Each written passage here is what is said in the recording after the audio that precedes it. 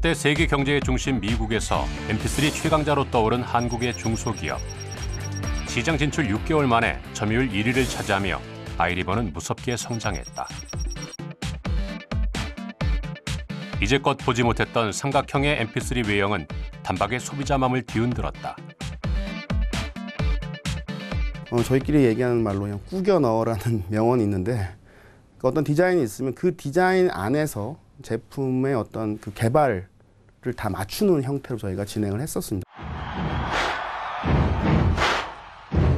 기능과 디자인이라는 두 마리 토끼를 모두 잡은 아이리버 제품들은 출시하는 족족 성공을 거뒀고 창립 3년에 코스닥에 성공적으로 안착하며 아이리버는 벤처 신화의 서막을 열었다.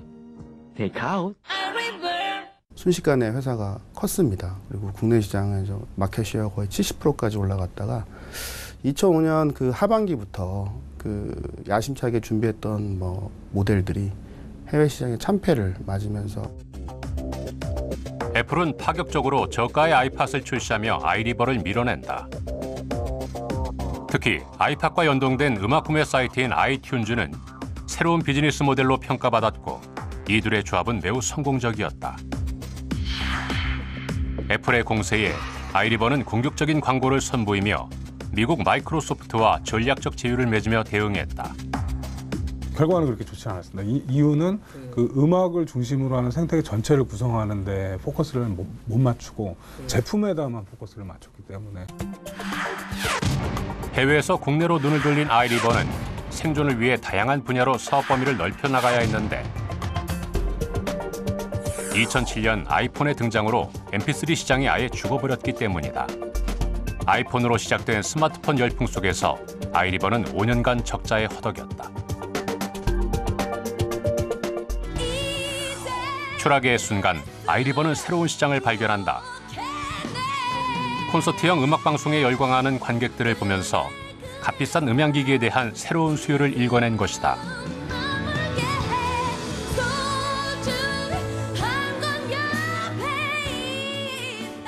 이후 스마트폰과 차별을 둔 고음질의 새로운 제품을 출시했는데 전문 음악인들이 가장 먼저 호응했다.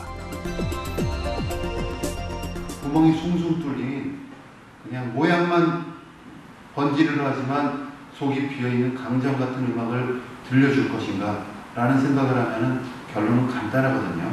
So the experience, the first time that we came down to Irvine and I got to hear the Astor and Kern player, I was astounded. I've been around music all my life and I've never heard music sound this good outside of a studio before.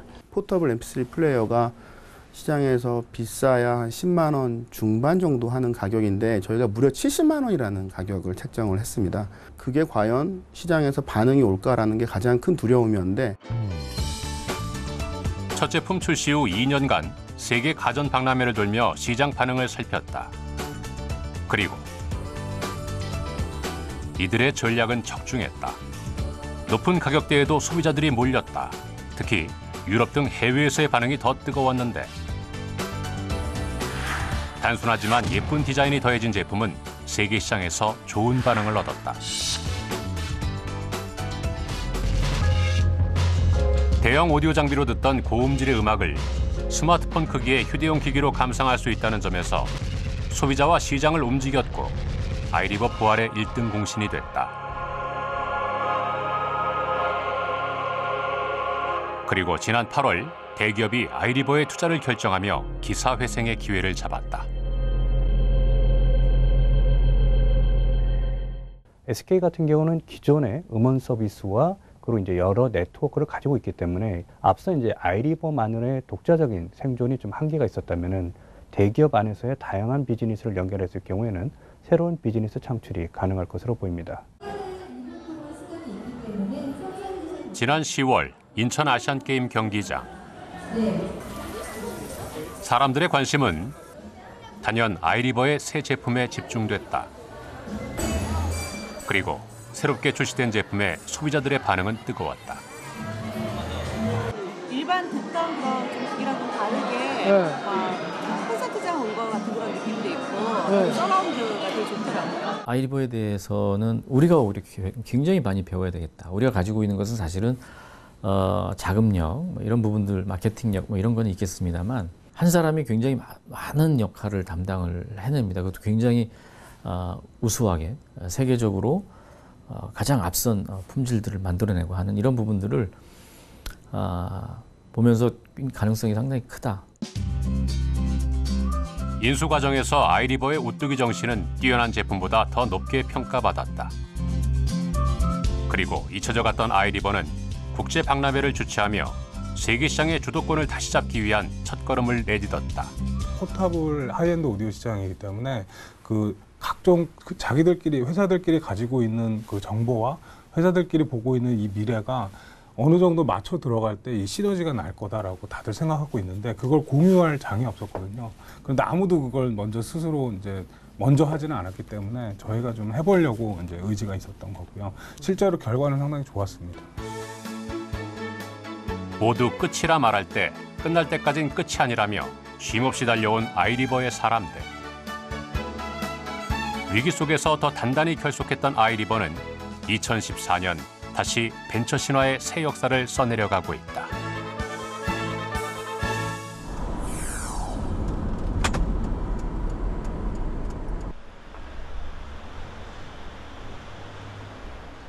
네 살, 8살 형제를 둔 조지웅, 박명희 부부. 두 사람은 초등학교 동창이다. 사이버 동창의 열풍이 한창이던 시절 두 사람은 다시 만났다. 얘가 왜 나한테 연락을 했지? 뭐 이런 당황스러운 마음도 조금 있었어요. 뭘 의도도 있었겠죠. 일단은 제가 궁금해했던 친구가 이 친구였기 때문에 그런 부분들에 대해서 의도도 당연히 있었겠죠. 26년 전 안동 은혜초등학교 5학년 교실의 인연은 졸업 후 12년이 지나 사이버 동창의 열풍 덕분에 다시 이어질 수 있었다. 2000년대 초반 아이러브 스쿨 사이트는 남녀노소 불문 누구에게나 인기가 높았다. 약속을 하고 또 만남을 하고 그러니까 온라인에서 우리가 이야기가 왔다 갔다 하지만 실제적으로 오프라인에서도 이게 이어지는 그러한 매개처가 됐던 것 같아요. 초기에 이 SNS. 초고속 인터넷이 등장하기 이전 파란 화면과 모뎀으로 표현되는 PC통신은 젊은 세대들의 놀이터였다. 특히 인연을 소중히 여기는 한국의 문화는 PC통신이 결합돼 온라인상에서 다양한 커뮤니티를 만들어냈다. 스페셜리티즌 유니텔. 이후 초고속 인터넷이 열리며 이런 움직임은 더 활발해졌다.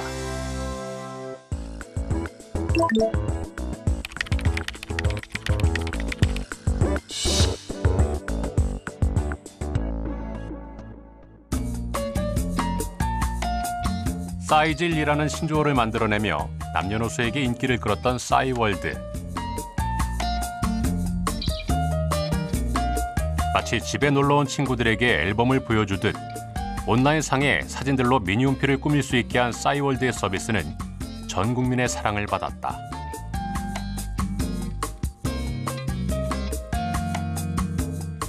될 만한 서비스가 여러 개 있었는데 그 중에 하나가 이제 검색, 또 하나가 포탈, 쇼핑, 쇼핑몰 이커머스라는 거, 또 하나가 게임, 그리고 마지막에 하나가 커뮤니티, 사람들이 모여서 하는 거. 그게 제일 재밌어 보였어요.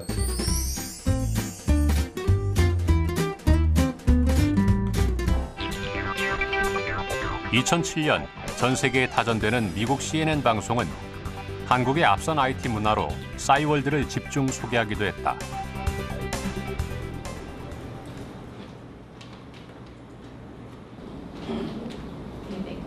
비슷한 시기 미국에서 유학을 하며 창업을 준비했던 호창성 문지원 부부. 당시 싸이월드에 대한 미국인들의 관심을 아직도 기억한다. 2006년 당시만 해도 하버드니 스탠포드니 이런 유명 대학들에서 싸이월드 케이스 스터디를 할 정도로 그만큼 싸이월드가 대단하고 정말 유니크한 서비스고 벤치마킹 해야 되는 대상이. 99년 서비스를 시작한 싸이월드는 국내외 높은 관심 속에 성장했다. 서비스 4년 차. 국내에선 독점적인 인기를 누렸지만 그때까지도 제대로 된 수익 구조를 갖고 있지 못했다. 구조조정을 한 적이 있어요. 직원 중에 한 반이 나갔거든요. 그게 제 인생에 제일 아쉬워요. 사실 그때 제가 잘렸어야 돼요. 네, 제가 실패한 거를 구조조정 명령 아래 직원들을 내보냈으니까. 경영 문제를 해결하지 못한 싸이월드는 결국 대기업에 인수됐는데 협상 과정에서 싸이월드의 미래 가치는 전혀 고려되지 못했다. 제가 알기로는 인수가도 그렇게 좋은 조건은 아니었던 것 같아서 사실 그런 싸이월드 같은 게 지금 같으면 충분히 잘 투자받고 좋은 생태계에서 어떻게 보면 더 클 수 있을 텐데 좀 안타깝다. 세계 최초 SNS 싸이월드가 사라진 자리는 트위터와 페이스북 등이 빠르게 차지했는데 미래 가치를 인정받은 이 신생 기업들은 안정적인 자금을 확보하며 급성장했다. 기업 가치를 결코 몇억 불, 몇십억 불 줄 이유가 없는데도 불구하고 미국의 M&A 될 때는 그런 가치를 평가받고 거래를 하더라고요. 그래서 우리는 그런 그 자금 시장이 자본 시장이 형성이 안 되고 있구나. 안 되고 있으니까는 결국은 이제 성공사를 찾기가 쉽지가 않는 거죠. 과거의 선택은 미래가 다시 평가하거나 그러기에는 부적절하다는 생각이 들어요. 당시 시장 상황으로 봤을 때는 적정했다고도 볼 수 있다는 생각이 있으신 거예요? 적정했다기보다는 저희들을 믿어주는 회사 중에 많지 않았어요. 싸이월드를 미래를 믿어주는 회사가 일단은 많지 않았고 그런 투자자도 많지 않았고 그런 친구도 많지 않았어요.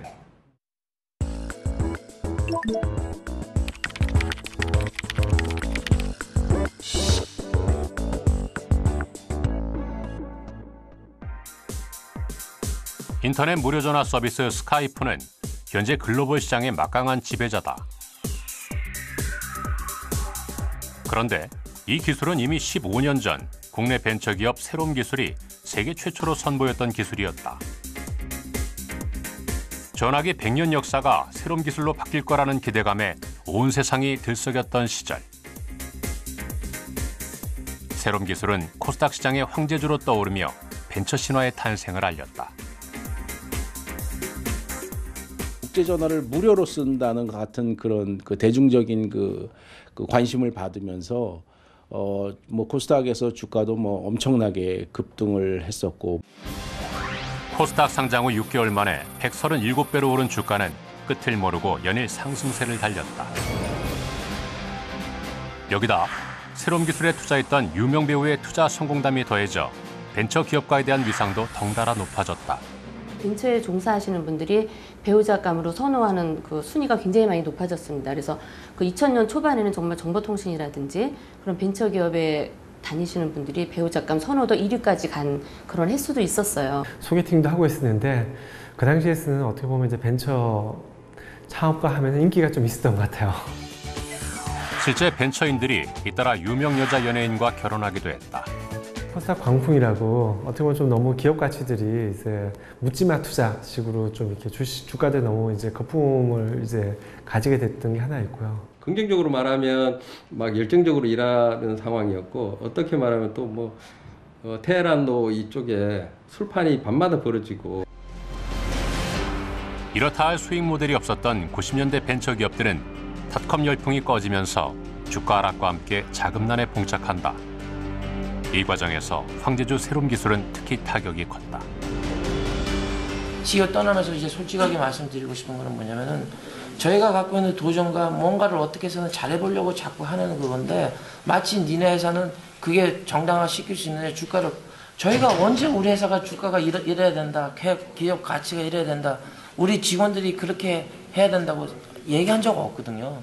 수백억 원대의 분식 회계를 한 혐의로 성공의 단맛을 다 마셔버렸을 때 그 끝은 잔인했다. 장흥순 전 터보테크 스타 벤처인들이 도덕적 비난을 받으며 줄줄이 무너져 내렸다. 주가가 한없이 매일같이 오르고 있었으니까 내가 주식을 담보를 맡기고 돈을 빌렸다. 그 주가 떨어질 거라고 염려해보지는 못했던 거죠. 그러나 막상 주가가 떨어지니까는 거기서 멘붕이 온 겁니다. 그러면서 여러 가지 오판을 시작을 하죠. 사장이 뭔지, 최고 경영자가 되는 게 뭔지 배워본 적도 없고 그거를 누군가 좋은 사례를 내가 옆에서 본 적도 없어요.